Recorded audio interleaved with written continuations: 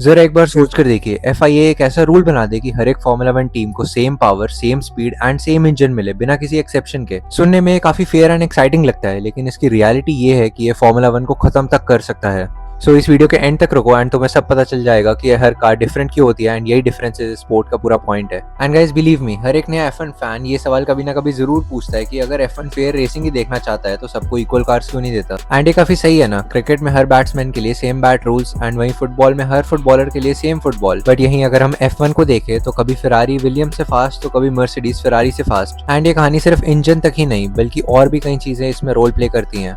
And इसकी पूरी कहानी जानने के लिए हमें फॉर्मूला वन की 70 इयर्स की एवोल्यूशन की हिस्ट्री को समझना होगा। तो चलिए पास्ट में चलते हैं 1950, जब फॉर्मूला वन की पहली वर्ल्ड चैंपियनशिप थी। उस वक्त फॉर्मूला वन कभी भी एक जैसी कार दूसरी एक जैसी कार से रेस करवाने के लिए नहीं बनाया गया था। ये एक इंजीनियरिंग कॉम्पिटिशन माना जाता था एंड ड्राइविंग कॉम्पिटिशन उसके बाद आता था। And car manufacturers like Ferrari, Alfa Romeo and Maserati ये सब सिर्फ रेस नहीं करते थे बल्कि अपनी इंजीनियरिंग दिखाते थे। इनकी फैक्ट्रीज एक दूसरे से रेस ट्रैक पर कम्पीट करती थी एंड ड्राइवर सिर्फ एक जरिया था जो इनकी इंजीनियरिंग शोकेस करता था। इसे ऐसे सोचकर देखिए कि एक कुकिंग कंपटीशन है एंड हर एक शेफ को same recipe and same ingredients मिल जाए, तो ये कंपटीशन ये नहीं रह जाएगा कि बेहतर शेफ कौन है, बल्कि कंपटीशन ये बन जाएगा कि सबसे ज्यादा इंस्ट्रक्शंस को अच्छे से कौन फॉलो करता है। एंड फॉर्मूला वन ये कभी भी नहीं चाहता था, बल्कि फॉर्मूला वन चाहता था कि सभी शेफ्स यानी कि सभी टीम्स अपनी खुद की इंग्रेडिएंट्स एंड खुद की रेसिपीज लाएं। तो इसीलिए सारी टीम्स अपनी खुद की chassis, engines and power units तैयार करती हैं। एंड ये एक डिसीजन 1950 में लिया गया एंड इस डिसीजन ने फॉर्मूला वन के अगले 75 ईयर्स तक की आइडेंटिटी डिसाइड करी। तो अब असली सवाल का जवाब जानते हैं कि हर एक formula one team same engine use क्यों नहीं करती। 2026 फॉर्मूला वन ग्रिड पर 5 इंजन मैन्युफैक्चरर्स हैं, namely Mercedes, Ferrari, Red Bull, Ford, Audi and Honda.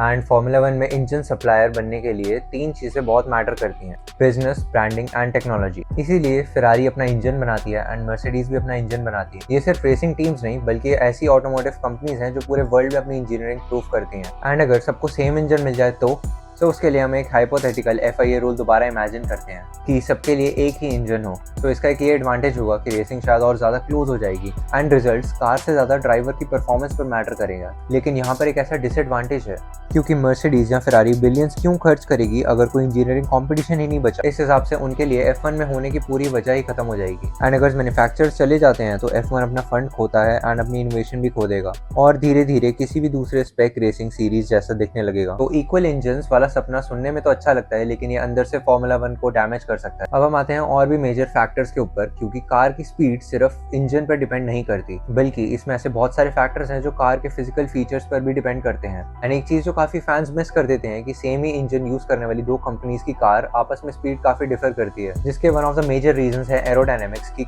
Air car को कितने अच्छे से कट करती है एंड डाउन फोर्स कितना क्रिएट करती है, और weight distribution and tyre management, energy recovery systems, driver skills and at last finally team strategy and pit stop. तो फॉर्मूला वन कार की स्पीड की रेसिपी कुछ ऐसी है कि इंजन सिर्फ उसमें एक इंग्रेडिएंट है एंड बाकी सारी टीम्स को अपने आप इंटीग्रेट करने होते हैं। बट मेनली इंजन को सबसे ज्यादा अटेंशन मिलती है, लेकिन हम इन फैक्टर्स को भी इग्नोर नहीं कर सकते जो कि कार को एक दूसरे से डिफरेंशिएट करते हैं। अब हम फॉर्मूला वन को स्पेक सीरीज से कंपेयर करते हैं जहां की ऑलमोस्ट हर एक कार आइडेंटिकल होती है। सबसे पहले फॉर्मूला 2 एंड फॉर्मूला 3, इन्हें ड्राइवर अकेडमीज माना जाता है एंड हर एक टीम को same chassis and same engine मिलता है, जिसका सिंगल रीजन यही है कि फॉर्मूला वन में एंट्री होने से पहले F1 टैलेंट को अच्छे से पहचाना जाए। देन इंडी कार, जिसमें मोस्टली स्पेक चेसिस होती हैं एंड लिमिटेड इंजन मैन्युफैक्चरर्स हैं। एंड इन सीरीज में मेनली स्टोरी यही होती है कि इक्वल मशीनरी पर बेस्ट ड्राइवर कौन है, जबकि फॉर्मूला वन में स्टोरी अलग है कि सबसे अच्छी मशीनरी किसने बनाई एंड उसको रिप्रेजेंट कौन से ड्राइवर ने करा। इसीलिए फॉर्मूला वन में एक ड्राइवर्स चैंपियनशिप होती है एंड एक कंस्ट्रक्टर्स चैंपियनशिप, जो कि बोथ ड्राइवर्स एंड कंस्ट्रक्टर्स